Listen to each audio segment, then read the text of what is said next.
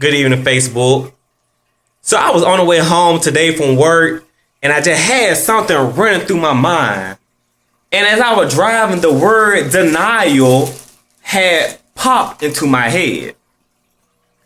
And as I was just driving, I kept looking back and thinking about the word denial for some reason.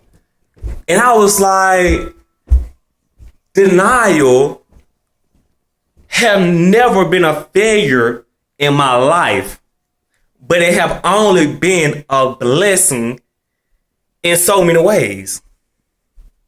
And when you look back at your denials, you will see how your denials have been a blessing in your life. Let me go ahead and go a little too depth for you to understand what I mean, how the word denial is a blessing. You can be denied a job that you really wanted. But then that job that you got denied, and then you got a call within the next couple of weeks for another job which accepted you. That job that denied you wasn't the blessing that God wanted for you, but the job that accepted you was the job that God wanted for you. Got it? That man or that woman who denied you was something that was on their loss.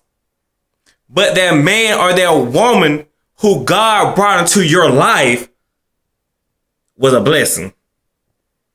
Whether y'all still together or not, it was still a blessing for something for you to learn. You want me to keep going? Because I can go on and on about this little denial word and how it been a blessing. That person who you met, who you want to be friends with, but they didn't want to be friends with you. So they denied being associates or they denied being friends with you. That was not a failure. That was only God blessing you for being in a friendship or associateship that you don't need to be in with somebody.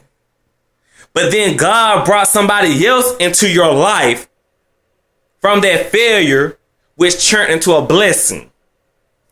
Man, I swear that word failure is such a blessing.